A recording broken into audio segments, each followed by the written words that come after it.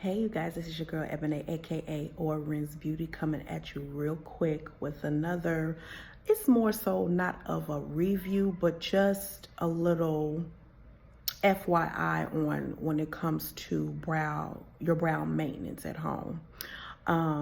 If some of you do know or don't know, I did host two brow and lash classes just recently, and they both actually turned out pretty well. But the main concerns were so far as most of my clients who come to me on the regular basis to get their brows maintenance, they were really torn on how to fill in their eyebrows, what brow products works best for them. So I did a little bit of a product breakdown on everything. So far as with brow powders, I would say it's more light, more on the natural side if that's something that you are going for. But I do notice that some ladies don't have time to actually sit down and use powder. What I do like to use on my clients, I do like to use a combination of a pencil and a powder. Excuse me. So the reason why I like to do that is because, especially for my clients who have very thin, sparse eyebrows, sometimes when you use a pencil, the pencil kind of like, it's a little bit thinner, depending on what pencil you get, because not all pencils are thin, but it's just easier because you can kind of like outline and shade in areas. And most pencils are more on the dense side, more stiffer. They're very stiff, and it has like a wax finish to it. So it kind of helps you not to use so much product or not to be so heavy-handed with the product. But even with the brow powder and the pencil, you do have to make sure that you are brushing the product throughout the brow. If you just keep piling on the product, for one, you're wasting product by doing that, and then you're gonna look like your brows have been drawn in with like a Sharpie marker. Just keeping it 100. Like, you don't wanna walk around with a Sharpie eyebrow. That's a no-no, okay?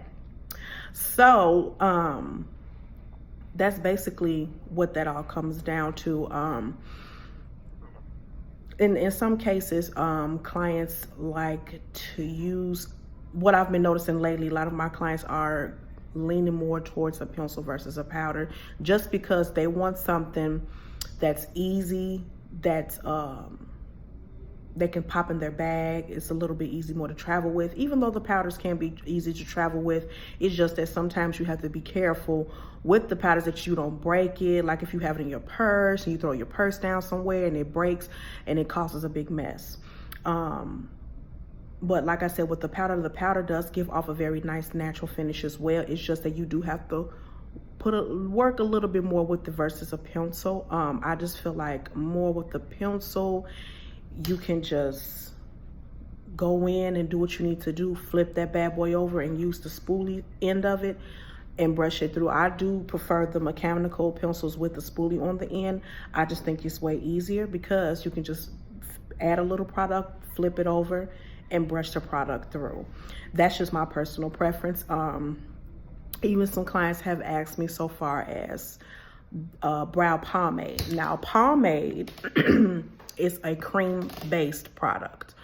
Very opaque in color, so you really don't need to use a lot of that. It's very rich. Like I said, it's very rich, creamy, but most brow pomades, they are waterproof. I like a good pomade most of the times, but I don't use it on my everyday brow clients.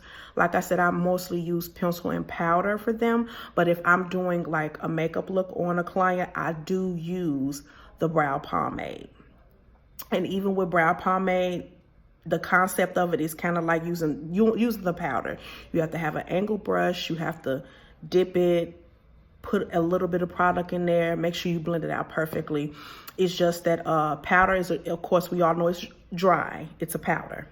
And like I said before, the pomade is a cream based. So you do have to work very quickly with it before it sets or dry out. Because once it sets, it's kind of a little bit more harder to blend, if that makes sense. My favorite so far with the brow pomade is the Anastasia Beverly Hills. If you're more frugal and don't want to use or don't want to spend $20-something, because I think the brow pomade for Anastasia is, I want to say $21, $22. If you don't want to spend that kind of money, of course, NYX, which most people call it NYX, ELF, even I know Salon Perfect. Those are drugstore brands, and they have like a brow pomade, but I'm starting to see a lot of drugstore brands are bringing out brow pomades as well. That way you're not breaking your wallet. So, but that's just what I use. I use a little bit of high-end and drugstore products. So, but I really do like the Anastasia. I'm a big fan of Anastasia Beverly Hills. And I believe MAC has one too. I love their brow pencils too. And that's another thing with the brow pencils. I really love the MAC pencils, brow pencils. But like I said before, some of you who've come to my class, those pencils can cost you, I want to say it's like $18 to $20 a pencil. And the only one thing about a pencil, a brow pencil, especially the mechanical ones, they don't have a lot of product in them. So if you are a person who doesn't, if you're not a person who doesn't fill in your brows every single day, the pencil still will be fine and it should last you. But if you are a person who have to have their brows filled in at all times, like for example me, I like my brows to be filled in. I like the defined look of a good filled in brow. That's just me.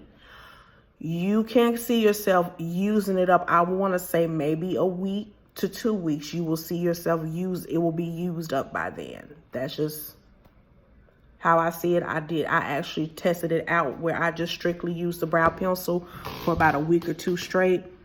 And then I would say by the second week, the product was gone. So that's why I always like to incorporate a powder and the pencil together. That way, especially with the pencil, you're not using it all up, because that can get costly too. So you don't want to keep going every 2 weeks going to buy a pencil, and when you have a powder. So that's why it's always good to maybe have a powder as well in your makeup bag.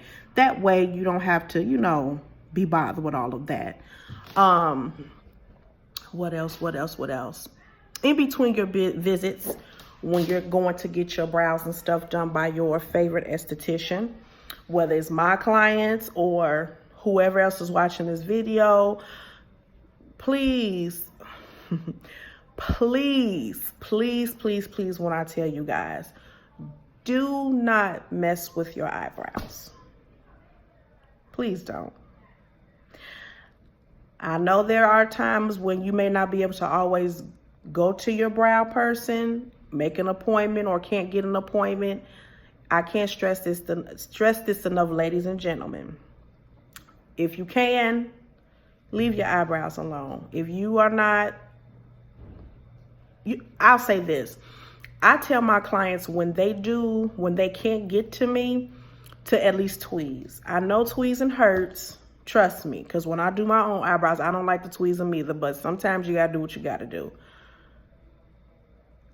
Tweeze your eyebrows. I don't want to even consider razoring them. Now, if you are a pro at the razoring, by all means, do what you gotta do, but just still be careful, because I have seen too many situations where, especially with some clients, brows will be growing in just right. The next thing you know, I look up, I don't see you for 2 or 3 months, and then boom, you come back, you got a whole bald spot in your eyebrow. And we got to start all over. So don't mess with your eyebrows, please. Just don't mess with them, okay? If you can, just tweeze whatever little hairs. I say normally tweeze around, like underneath the brow bone.